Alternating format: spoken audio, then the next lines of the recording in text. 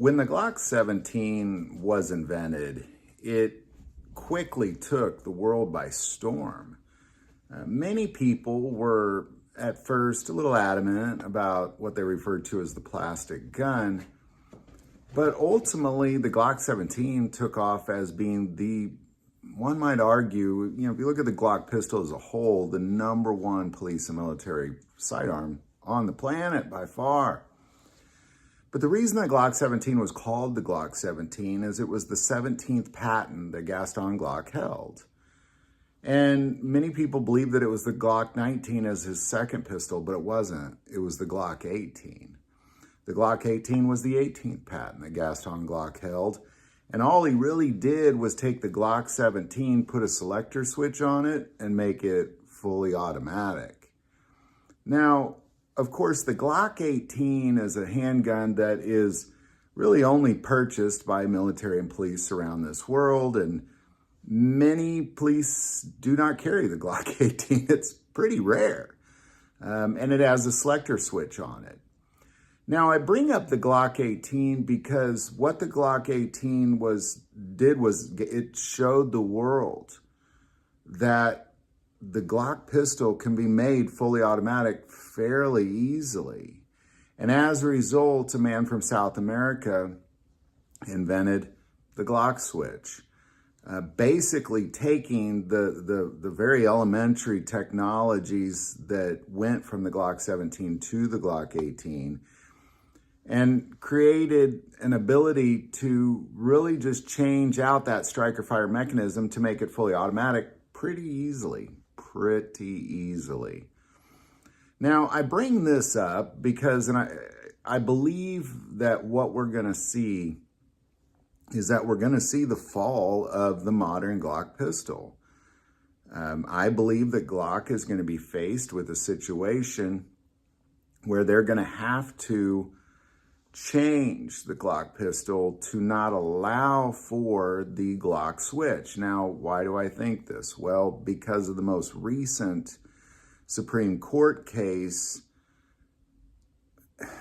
They won't decide on this next case as far as really the concept of ghost guns is really what it's about, but it gives a wider reaching realm that will allow organizations like the ATF to say that Glock knows that these guns can be changed, yet they continue to make them. And that's going to really create a lot of lawsuits for Glock. And I believe ultimately Glock is going to be forced to modify their Glock pistol to not allow for these Glock switches. So really it's the second gun invention that Glock made, that Gaston Glock personally made, the Glock 18, that ultimately, we're talking way back in 1987 is when the Glock 18 was made. And here we are roughly 36, 37 years later, and people have created aftermarket products that ultimately allow people to modify their Glock 17 into really a kind of a modified version of a Glock 18 just without the selector switch. So in a weird way, it's Gaston Glock's second gun invention that ultimately may or may not, I hope I'm wrong, but may bring down the modern Glock pistol. And I believe it is going to, and here's why. And I brought this up in other videos, but anytime that somebody has created a product in industry that has what the U.S. decides is a harmful effect, so to say, like being able to change the Glock pistol, the lawsuits become easier and easier to sue that company, because once one person says, well, hey, they knew it would do this, well, then the rest can say that. And it's just, it's essentially saying, well, now they know it can be done. So if they don't change it, they're openly admitting that they are allowing this to take place in America. Now, I've been doing a little bit of traveling around other countries lately, and what I've found is we're not nearly as free in this country as one might think. There's more rules rules, I'm going to put them in quotes, in America than almost anywhere else I've been. We're probably less free than most countries on the planet because there's so many darn rules and laws that are placed on us because they think we're idiots and we can't seem to walk or put on our clothes without the government helping us. And I believe it's because of this kind of thing that the government is going to say Glock knows that they're creating this product that can easily be modified to create an illegal product that will do harm to Americans, and therefore they're liable for that thing. And the only way to not be liable for that thing is to change that thing, is to change it in such a way that it can't take on those modifications anymore. And I ultimately think that's what Glock is going to have to do. We will see how the new ATF and all that plays out. Of course, that's going to be a huge variable as well. But in the end, I think it's all going to play out in the court systems.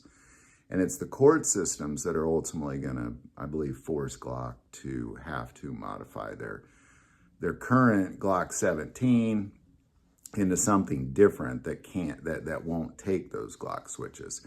And I bring up the Glock 17 because all Glocks are essentially a modified version of the Glock 17.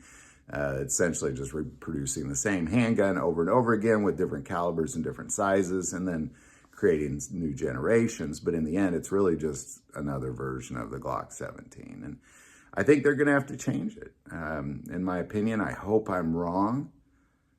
This is one of those times that I don't think I am wrong, but I sure hope I am.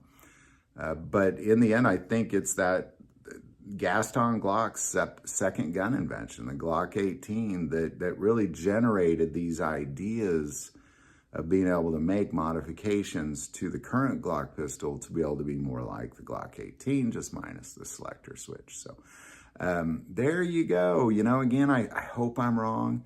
Love to know your thoughts and insight on it. Definitely put it below.